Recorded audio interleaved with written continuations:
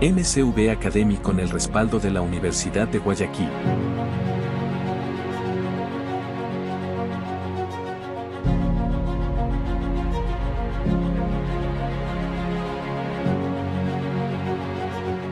Bienvenidos. Bueno, vamos a tratar el día de hoy todo lo relativo al control constitucional. Quizás el tema del control constitucional es una de las principales dudas que pueden existir no solamente en el Ecuador, sino en todo el mundo. Y como siempre lo he dicho, una de las principales dudas que de pronto nosotros podemos tener cuando ustedes ya sigan su vida académica y tengan la oportunidad de estar fuera del país, lo primero que les van a consultar es de qué se trata el control constitucional y en tu país cómo se ejecuta ese control, porque hay múltiples dudas al respecto. Entonces, ¿cómo se maneja el control constitucional no solamente en el Ecuador, sino en el mundo? Eso es lo que vamos a comenzar a revisar ahora en la actualidad. Ahora, ¿por qué motivo nosotros tenemos que aprender correctamente el control constitucional? Hay dos visiones importantes que nosotros debemos entender. Primero, lo que significa el control constitucional desde un ámbito conceptual, porque es importante saber que en el Estado, ¿quién se encarga de vigilar el cumplimiento de la Constitución? Pero por otro lado, desde la visión del ciudadano, y en este caso cuando ya nos convirtamos, ustedes todos sean abogados, entonces sí es importante que ustedes puedan aprender a seleccionar qué tipo de garantía jurisdiccional es la que nosotros tenemos que implementar.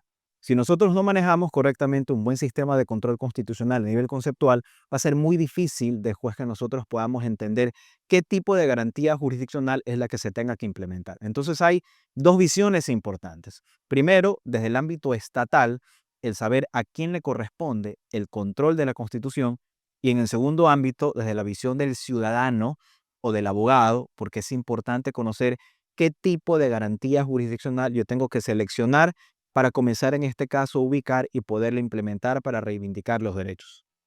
Entonces, ese es en el ámbito conceptual. Ahora bien, para hablar sobre el control constitucional, tenemos que hacer dos visiones importantes también. Primero, lo que pasa en el mundo entero y en segundo lugar, lo que pasa en el Ecuador. Entonces, primero tendríamos que establecer qué sucede con el control constitucional en el mundo entero para luego entrar a la visión directamente ecuatoriana. Pero también si nosotros preguntamos el control constitucional, cómo se encuentra establecido, también puede ser una pregunta incompleta, porque lo primero que debemos entender es que el control tiene varias vertientes y hay dos grandes grupos a través del cual nosotros podemos manejar el control constitucional. Y la primera visión o el primer grupo tiene que ver según el órgano que ejerce el control. Y el segundo, respecto al asunto individual o particular. Es decir, que el primer gran grupo de clasificación tiene que ver sobre quién realiza, en este caso, el control de parte del Estado. Y en segundo lugar, luego nos debemos concentrar directamente en qué, no en qué órgano, sino a través de qué tipo de procedimiento o aspecto individual debe de ejecutarse esta clasificación del control constitucional. En síntesis, es incorrecto hablar de que el control constitucional viene a ser uno solo o vienen a ser solamente dos. Lo primero que debemos de entender es que hay dos grandes grupos del sistema de control constitucional para aprender sus clasificaciones. Entonces, para efectos pedagógicos, vamos a ubicar directamente como tema de la clase de hoy lo que es el sistema de control constitucional.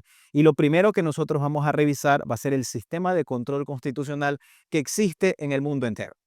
Y dentro de este primer sistema de control constitucional que pasa en el mundo entero, la primera vertiente o la primera clasificación que vamos a tener va a ser según el órgano que ejerce el control. O sea, aquí nos vamos a situar el primer momento importante de la historia. Según el órgano que ejerce el control, nosotros vamos a tener dos sistemas de control constitucional. Los dos sistemas de control que vamos a tener va a ser, en primer lugar, el sistema de control concentrado de constitucionalidad y, en segundo lugar, el sistema de control difuso de constitucionalidad. Insisto, solo por efectos pedagógicos los vamos a señalar de esta forma. Repito, según el órgano que ejerce el control, un sistema de control concentrado de constitucionalidad y, por último, el sistema de control difuso de constitucionalidad. Vamos a conceptualizarlos primero y luego pasamos a las explicaciones. ¿Qué significa un sistema de control concentrado de constitucionalidad? Lo diseña Kelsen. Ya les voy a preguntar qué hizo Kelsen, porque asumo que sí recordamos todos quién fue Kelsen. Entonces ya les voy a preguntar qué hizo Kelsen y su aporte también para la historia. Pero el sistema de control concentrado tiene que ver en un diagrama creado por Kelsen donde consideraba de que solamente una sola institución del Estado, totalmente independiente del poder, debía encargarse de controlar todas las garantías jurisdiccionales.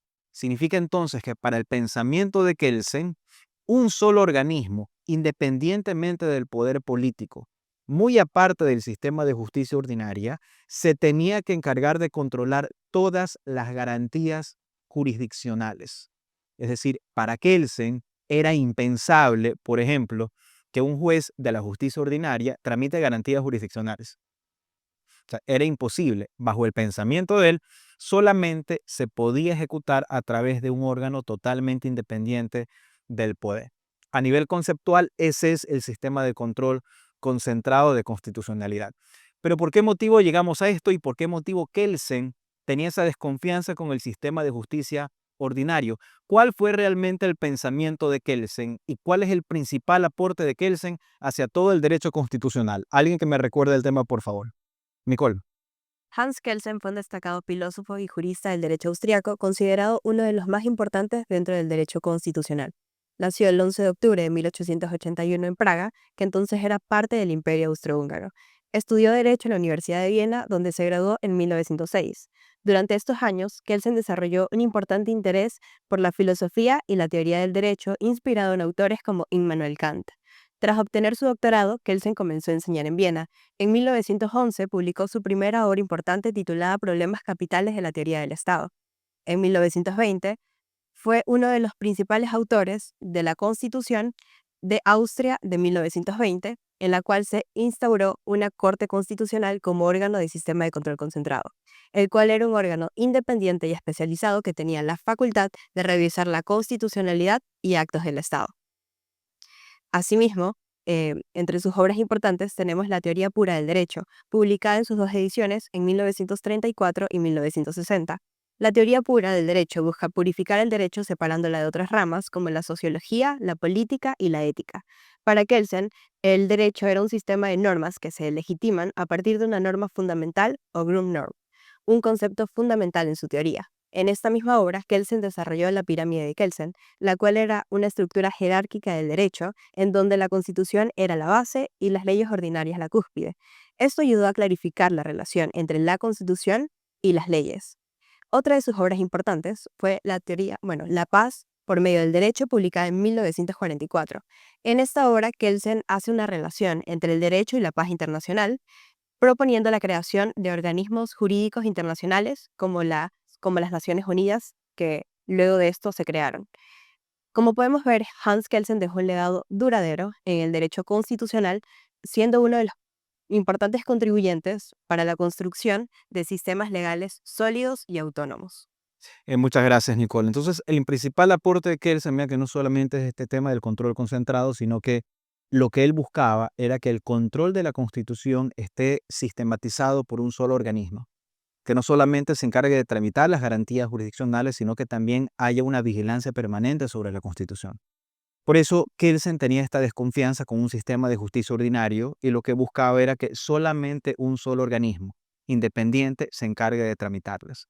Los países del mundo que tienen un sistema de control concentrado es porque tienen o un tribunal constitucional o una corte constitucional encargada únicamente de velar todas las garantías jurisdiccionales. Pero lo curioso del tema es que a nivel histórico, el control concentrado aparece años después de un segundo sistema de control constitucional, que es el sistema de control difuso de constitucionalidad. Antes de entrar a explicarlo, como lo hacemos siempre, primero vamos a conceptualizar qué es el sistema de control difuso. El sistema de control difuso también se denomina como un sistema de control norteamericano, que tiene básicamente dos premisas de forma específica. La primera de ellas, que todos los jueces pueden conocer de garantías jurisdiccionales. Y lo segundo y más importante, los jueces que conocen de estas garantías tienen la capacidad también de declarar inaplicable una norma que consideran contraria a la Constitución. La doctrina define entonces que pueden actuar como legisladores negativos, es decir, cualquier juez con este poder tiene la facultad de declarar inaplicable, en este caso, una norma jurídica como tal. ¿Cómo nace este sistema de control difuso? Nace en los Estados Unidos y nace años, mucho antes de que Kelsen instaure los sistemas de control concentrado de constitucionalidad. Sin embargo, por efectos pedagógicos, siempre es mejor primero explicar el sistema de control concentrado y luego explicar el sistema de control difuso. El principal antecedente de este caso, directamente sobre el sistema de control difuso, tiene que ver con un proceso judicial, con un litigio donde se encontraban litigando el señor Marbury y el señor Madison con la figura de un juez de apellido Marshall. Directamente pasa esto en los Estados Unidos. Todos conocemos lo que es el caso Marbury versus Madison. ¿Quién nos puede ayudar con una reseña pequeña de lo que representa este caso Marbury versus Madison, por favor? Victoria. El caso de Madison versus Marbury tiene su origen en el año 1803 debido a las elecciones presidenciales donde Thomas Jefferson, quien era un demócrata republicano, derrocó al entonces presidente John Adams, quien era un federalista. El objeto de controversia se suscita dado que antes de dejar el puesto y darle paso al gobierno entrante, John Adams creó 42 nuevos puestos para jueces de paz. Sin embargo, el secretario de Estado, quien era James Madison, al otorgar los nombramientos de último momento en dichos ajetreos, se olvidó de entregarle las actas oficiales a 4 de sus jueces, pero tan solo uno de ellos decidió ejercer acciones legales. Es por ello que William Marbury decidió acudir ante la Suprema Corte para que pueda dirimir en su caso. Sin embargo, había un problema. ¿Qué ocurría si la Suprema Corte le ordenaba al secretario de Estado que devolviera las actas, pero éste se negaba? Es allí cuando el presidente del tribunal, quien era John Marshall, decidió crear una solución inteligente. Él dijo que la Suprema Corte no tenía poder para dirimir en este caso y además declaró que la ley que les otorgaba ese poder era inconstitucional. Era inconstitucional porque la misma Constitución decía que la Suprema Corte solamente podía decidir sobre asuntos específicos y no sobre cuestiones políticas. Ok, muchas gracias. Pero bueno, ese es básicamente el antecedente, de hecho, ¿verdad? Del tema de Marbury versus Madison. Pero, ¿por qué decimos que es el principal antecedente para el sistema de control difuso? Aquí directamente había un conflicto porque no se sabía si tomar o sujetarse directamente a una aplicación directa sobre la Constitución. ¿Cuál puede ser, muy aparte del antecedente de hecho, otro antecedente importante porque se considera que este caso viene a ser el principal antecedente para el sistema de aplicación directa de la Constitución entonces? Víctor. La importancia del caso Marbury versus Madison se encuentra radicado en cómo fue el manejo de la inconstitucionalidad de las leyes del Poder Judicial frente a lo que determinaba la Constitución de aquel entonces, y que bueno, dicho sea de paso, aquella Constitución estadounidense aún se encuentra vigente. Tenemos claro que la Suprema Corte tenía la potestad para emitir lo que eran mandatos judiciales exigiéndole al Poder Ejecutivo que cumpla con todos sus deberes y funciones, como era en este caso el nombramiento de William Marbury y sus demás compañeros. Sin embargo, el choque de las normas, por un lado de las leyes del Poder Judicial, determinaba que el caso podía ser conocido directamente por la Suprema Corte, mientras que por la Constitución el proceso determinado era totalmente diferente. Exactamente, en el artículo 2, sección 3, el proceso para que la Suprema Corte conozca este caso era primero ser presentado ante los tribunales de distrito. Una vez presentado allí, en apelación, este caso sería elevado para la Suprema Corte y entonces ellos tendrían la potestad de decidir si emiten o no el mandato judicial. Entonces, ¿qué es lo que hace Marshall frente a esta situación? Están en una etapa fundacional del derecho constitucional. Él decide, como precedente, darle superioridad a lo que es la Constitución. Entonces, tenemos claro que este sería uno de los primeros precedentes para el principio de supremacía constitucional. Adicional a esto, con esta decisión de Marshall, también él nos deja bastante claro que la interpretación que hagan los jueces y la aplicación de la Constitución es de sumo valor e importancia, dándole así paso y nacimiento al sistema de control difuso. Perfecto, muy bien, Víctor. Entonces, acá tenemos entonces el principal antecedente y por eso citamos siempre el tema de Marbury versus Madison como el principal antecedente del sistema de control difuso de constitucionalidad. Y en el mundo entero, jóvenes, estos dos sistemas trabajaron juntos por mucho tiempo. Aquí también hay otra pregunta que a veces se hace. Bueno, ¿pueden existir en los países una simbiosis entre los dos sistemas de control? La respuesta es sí. Hay países del mundo que tienen un sistema de control concentrado y que también pueden manejar un sistema de control difuso. La aplicación de los dos sistemas no generan incompatibilidad alguna, más bien por el contrario, pueden existir los dos sistemas al mismo tiempo en general. Pero hay otra vertiente y otra clasificación que les anticipé que también teníamos que revisar. La visión que hemos visto es según el órgano que ejerce el control. Pero hay otra visión y otra clasificación que debemos analizar, concentrándonos desde aspectos individuales o particulares, es decir, ya no la persona que lo controla, sino desde dónde partimos nosotros hacia la ejecución del control. Y este aspecto individual o este aspecto particular parte también de dos sistemas interesantes. El primero de ellos, lo que es el sistema de control concreto de constitucionalidad, y en segundo lugar, el sistema de control abstracto de constitucionalidad. Vamos a conceptualizar de qué se trata uno y qué se trata en este caso el segundo sistema. En primer lugar, el sistema de control concreto de constitucionalidad es aquel que va a tener tres premisas específicas. Primero, la existencia de un proceso judicial, obviamente con un juez a cargo de ese proceso. En segundo lugar, la existencia de una presunta norma que puede ser inconstitucional. Y en tercer lugar, la duda del juez sobre esa inconstitucionalidad y como consecuencia de ello decide elevar a consulta a los tribunales o a las cortes constitucionales de los países que tienen este sistema para que evalúen la posibilidad de que se pueda declarar o no inconstitucional esa norma. Vean la naturaleza de este control. Acá directamente los jueces no es que expulsan la norma, no la tocan. Simplemente, si aparece la duda sobre la posible inconstitucionalidad, lo que van a hacer es suspender el trámite de la causa y remitir en consulta hacia el tribunal o hacia la Corte Constitucional, configurándose un nuevo sistema de control, totalmente distinto a los anteriores. Y por último, el sistema de control abstracto de constitucionalidad, conceptualmente es un sistema que permite a un ciudadano poder impugnar actos normativos del poder público, ya sea por vicios de forma o por cuestiones de fondo. Por vicios de forma o por cuestiones de fondo. Tradicionalmente, el mayor ejemplo de un sistema de control abstracto de constitucionalidad va a ser la denominada acción de inconstitucionalidad, que me permite impugnar estos actos normativos del poder público.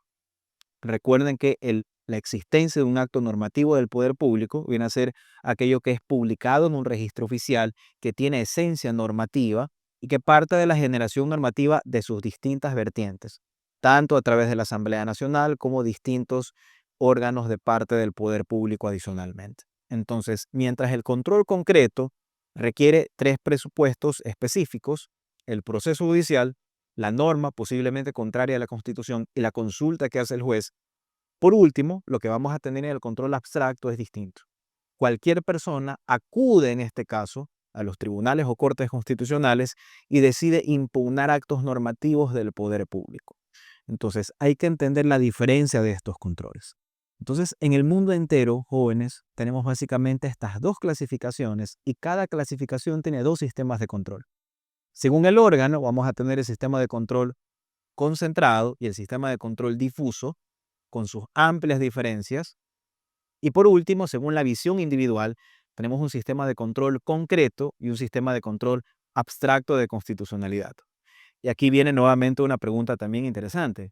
¿Podrán combinarse todos los sistemas o no se pueden combinar? La respuesta es sí. Es factible combinar todos los sistemas con ciertas limitantes también, ya lo vamos a ver a continuación, pero es posible poder tener todos estos sistemas y que se puedan revisar a través del sistema de control en sus diferentes vertientes. Eso pasa entonces en el mundo entero. Ahora la pregunta es, ¿qué tenemos nosotros en el Ecuador? ¿Consideran ustedes que tenemos todos los sistemas? ¿Solo hay unos? ¿Hay otros? ¿Y cuáles realmente se aplican en el Ecuador? Bueno, vamos a ver entonces desde la premisa inicial, desde el órgano que ejerce el control, cuál es el sistema que existe en este caso en el Ecuador. Y según el órgano que ejerce el control, primero la pregunta es si existe o no existe en el Ecuador un sistema de control concentrado de constitucionalidad. Y la respuesta concretamente es sí, el Ecuador sí tiene un sistema de control concentrado de constitucionalidad. ¿Y por qué lo va a tener? Lo va a tener por dos motivos. Primero, aclaro esto entre paréntesis, la Corte Constitucional en varias sentencias ya ha establecido que el sistema de control es un sistema de control concentrado, según la visión del órgano que lo ejerce. Y la Corte dice, tenemos un sistema de control concentrado. ¿Por qué? Porque en primer lugar, solo la Corte Constitucional conoce ciertas acciones, como por ejemplo, una acción extraordinaria de protección, solamente la va a conocer la Corte Constitucional. Una acción por incumplimiento solo lo va a conocer la Corte Constitucional. Son acciones que solamente las van a conocer ellos y por lo tanto se concentran en un solo organismo totalmente independiente. Pero sin embargo, la Corte Constitucional también aclara algo y nos dice que nuestra Constitución directamente en su articulado obliga a que todos los jueces que conocen de garantías jurisdiccionales, en el momento en que concluye el conocimiento de sus procesos, van a tener que remitir sus sentencias a conocimiento de la Corte Constitucional, sentencias ejecutoriadas, para que la Corte pueda tomar una eventual selección de las mismas. Eso quiere decir que la Corte Constitucional tranquilamente podrá seleccionar y por lo tanto, dice la Corte Constitucional, según la visión del sistema como tal, entonces vamos a tener un sistema de control concentrado de constitucionalidad. Entonces, en cuanto al primer ítem o a la primera parte, la respuesta es que sí, el Ecuador tiene un sistema de control concentrado. ¿Qué pasa entonces con el sistema de control difuso de constitucionalidad? ¿Tenemos en el Ecuador un sistema de control difuso o no lo tenemos? Recuerden que teníamos nosotros dos presupuestos en lo que tiene que ver con el sistema de control difuso. El primero de ellos, que todos los jueces conocen de garantías, ¿verdad? Pero el segundo es de que los jueces pueden expulsar directamente la norma como tal. La primera premisa, ¿la tenemos aquí o no la tenemos? ¿Los jueces pueden conocer de garantías jurisdiccionales o no pueden conocerlas? No pueden. Pueden conocerlas, ¿verdad? Pero sin embargo, los jueces hoy por hoy podrán expulsar la norma o no la pueden expulsar. Aparentemente no la pueden expulsar, ¿verdad? Pero ¿qué sucede en el Ecuador? Aquí vamos a hacer un poquito de historia. ¿Y qué sucedió aquí directamente en el país sobre el sistema de control difuso? Vamos a regresar un momento en la historia y vamos a ver un modelo de Estado distinto, que era el Estado social y democrático de derecho, vigente desde el año 98 ¿hasta qué año? Hasta el año 2008, ¿verdad? El Estado social y democrático de derecho estuvo vigente del 98 hasta el año 2008. Y en esa constitución, en el artículo 274, había algo interesante, porque ese artículo 274 le permitía a los jueces declarar inaplicable una norma que la consideraran contraria a la Constitución. Es decir, que no solamente conocían de garantías jurisdiccionales, sino que también los jueces tenían la posibilidad de declarar inaplicable la norma, es decir, actuaban en este caso como parte de un control o un legislador negativo, es decir, existía claramente en el año 98 un sistema de control difuso de constitucionalidad. Pero ¿dónde se presentó el problema del sistema de control difuso? Es más, recuerden, en clases anteriores hemos visto, y siempre lo he sostenido, uno de los principales motivos por los cuales fracasó el sistema del Estado social y democrático de derecho fue precisamente el sistema de control difuso. Y el tema en la práctica, ¿qué es lo que pasaba? En el mismo día, tal vez podíamos tener nosotros 3 procesos judiciales similares, nunca hay un proceso exactamente igual, pero sí podíamos tener 3 procesos similares. En el caso número 1, el juez decía, no, yo creo que aquí la norma es totalmente inaplicable, y por lo tanto hay que hacerle conocer al Tribunal Constitucional que es inaplicable. Venía en el caso B, el juez decía, no, la norma sí es parcialmente aplicable y por lo tanto sí consideramos que se puede aplicar con ciertas condiciones. En el caso C, o el tercer caso, decía otro juez, no, el 1 y el 2 están totalmente equivocados, porque aquí la norma es totalmente constitucional y aplicable. Entonces, el Tribunal Constitucional recibía todas estas ponencias y a la larga hablar sobre una unificación venía a ser bastante complejo y bastante difícil. Por lo tanto, se resuelve al momento de establecerse nuevamente el poder constituyente en nuestra Constitución actual, que ese sistema de control difuso no iba a ir más. Entonces, este artículo 274 que existió en el año 98, hoy por hoy no existe. Entonces, como conclusión, ¿existe o no existe un control difuso en el Ecuador? No existe. Pero aquí viene otra pregunta interesante también.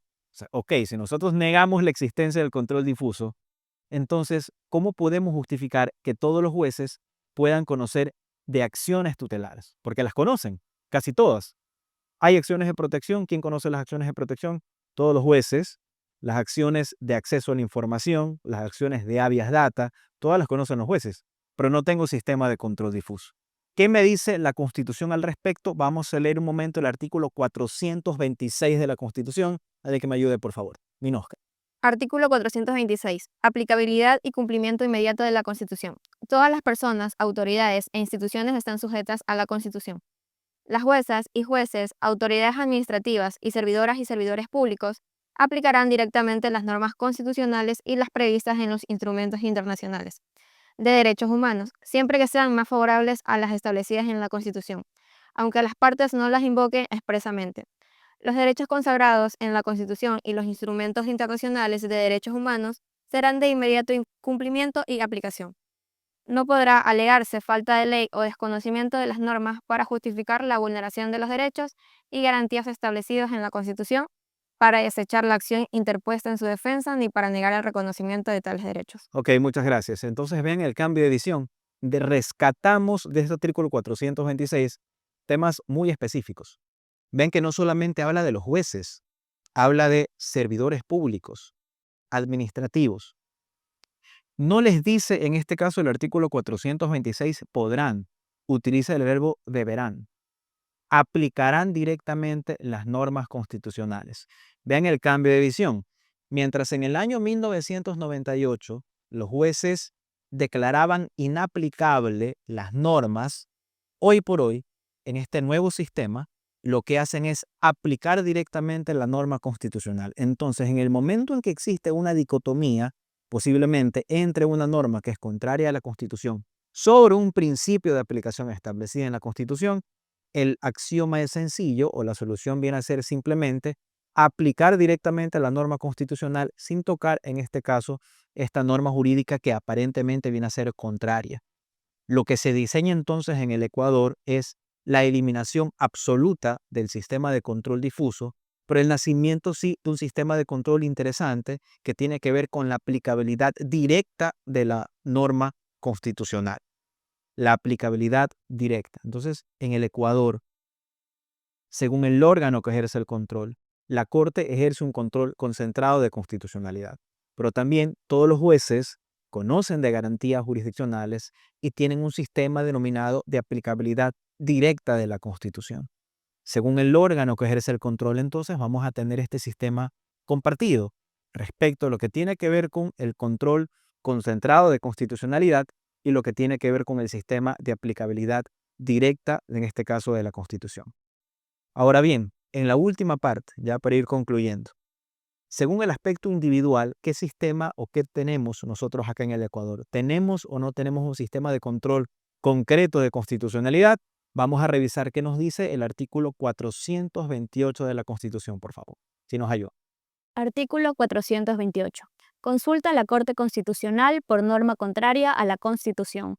Cuando una jueza o juez de oficio o a petición de parte considere que una norma jurídica es contraria a la Constitución o a los instrumentos internacionales de derechos humanos que establezcan derechos más favorables que los reconocidos en la Constitución, suspenderá la tramitación de la causa y remitirá en consulta el expediente a la Corte Constitucional, que en un plazo no mayor a 45 días resolverá sobre la constitucionalidad de la norma.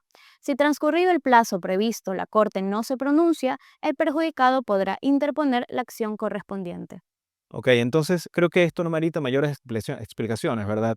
¿Tenemos o no tenemos un sistema de control concreto en el Ecuador? Lo tenemos. El artículo 428 de la Constitución claramente establece que cuando existe un proceso judicial, cuando existe una norma presuntamente contraria a la Constitución y cuando el juez tenga una duda específica, entonces deberá consultar, en este caso, a la Corte Constitucional. Hay un sistema de control concreto perfectamente diagramado y establecido en el Ecuador. Y por último, ¿tenemos un sistema de control abstracto de constitucionalidad? Sí, y de hecho el Ecuador tiene un sistema de control abstracto muy fuerte. Porque no es solamente el hecho de que podamos tener la posibilidad de plantear acciones de inconstitucionalidad, sino que hay más garantías jurisdiccionales a conocimiento de la Corte Constitucional que sirven para tutelar y verificar y analizar la constitucionalidad de estos actos normativos. La acción de inconstitucionalidad quizás es la más grande, la que abarca muchos más temas, pero sin embargo hay más casos o más cosas que se pueden revisar a través del control abstracto de constitucionalidad. Entonces, el Ecuador sí mantiene un sistema de control abstracto en la actualidad. En síntesis, en el Ecuador, según el órgano que ejerce el control, dos sistemas. Primero, sistema de control concentrado y segundo, un sistema de aplicabilidad directa a cargo de todos los jueces. Y según el aspecto individual, sistema de control concreto y sistema de control abstracto de constitucionalidad. Son los 4 sistemas que tenemos. ¿Ok? Pero ahora bien, aquí viene un tema que también es bastante interesante. ¿No opinan que de estos 4 sistemas de control, tal vez hay uno o dos que puedan generar criterios contrapuestos donde se podría generar algún tipo de dicotomía sobre estos temas en general? ¿Qué opinan? ¿Dónde podríamos tener aquí algún problema estructural sobre estos puntos específicos? Nicole. ¿Podría existir una contradicción entre el sistema de control concreto y el sistema de aplicabilidad directa? Esto debido a la tensión entre la necesidad de interpretar y adaptar los derechos a situaciones específicas y la obligación de garantizar estos derechos de manera oportuna y sin condiciones.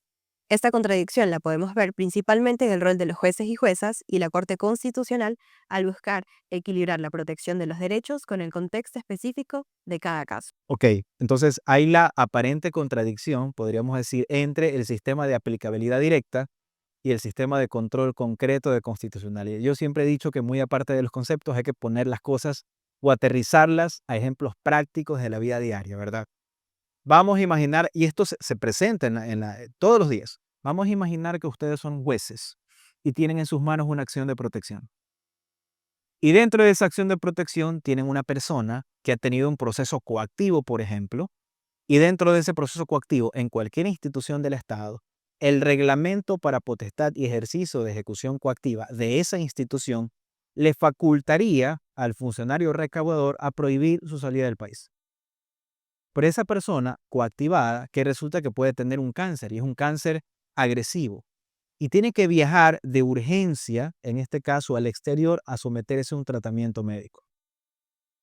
Entonces, sin embargo, hay que aclarar también, ¿no? Ojo con esto, que la Constitución establece que solamente un juez puede prohibir la salida del país de una persona. Y en temas coactivos, por ejemplo, eso ya ustedes lo conocen por derecho procesal general, en temas coactivos, el funcionario recaudador no es un juez. Pero si hay algo que falla mucho en el Ecuador, es la falencia de garantías normativas. ¿Qué significa esto? Que las normas infraconstitucionales tienen que adecuarse de forma material y de forma formal a todo lo establecido en la Constitución. Pese a que la Constitución establece que solamente un juez puede prohibir la salida del país, hay múltiples casos a través de acuerdos y reglamentos de ejercicio en este sentido, donde los funcionarios recaudadores prohíben la salida del país.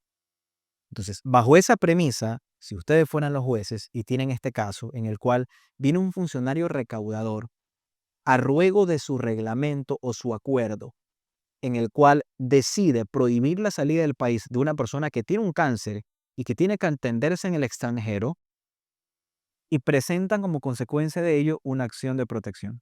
Y dentro de esa acción de protección, lo que dice en este caso el accionante es: vea, señor juez, yo no quiero que me dejen sin efecto el proceso coactivo. Yo reconozco que tengo una deuda y la quiero pagar, pero lo único que yo aquí estoy impugnando es la falta de aplicación directa de la Constitución de parte del funcionario recaudador, porque yo me tengo que tratar en el extranjero y si usted no me da la autorización para irme, yo me puedo morir. Lo único que quiero es que me levanten esa orden. Pero dentro de la audiencia tienen la otra visión. Y viene, por ejemplo, el funcionario recaudador y les dice a ustedes como jueces: vea, señor juez, yo no discuto lo que está diciendo aquí el señor, pero le recuerdo una cosa. Usted tiene en la Constitución el artículo 428. Y si usted considera que la norma que yo he aplicado es contraria a la Constitución, perfecto. Entonces suspende el trámite de la causa y remita consulta a la Corte Constitucional para que la Corte en 45 días le conteste. Pero usted no tiene competencia para poder aplicar directamente la norma constitucional sin observar lo previsto en el artículo 428. Y en la réplica viene la otra persona y les dice: señor juez, si usted hace eso, yo me muero. Y ustedes son los jueces. ¿Qué deberían hacer entonces? ¿Y cómo resolver ese conflicto? Porque la vida de esa persona está en sus manos. ¿Qué hacer entonces? ¿O aplican directamente la norma constitucional? ¿O en este caso, suspenden el trámite de la causa y remiten a consulta de la Corte Constitucional? La próxima clase entonces vamos a comenzar a absolver esta duda y vamos a ver de qué forma esto lo podríamos resolver y si se debería aplicar el artículo 426 o el artículo 428. ¿Qué mecanismos nos da la propia Constitución para decirnos, oigan, no hay contradicción? Hay cosas que básicamente hay que hacer y filtros que tomar para poder adoptar la mejor decisión en este sentido. Pero eso lo vamos a ver la próxima clase con ustedes. Muchas gracias. Nos vemos entonces la próxima ocasión.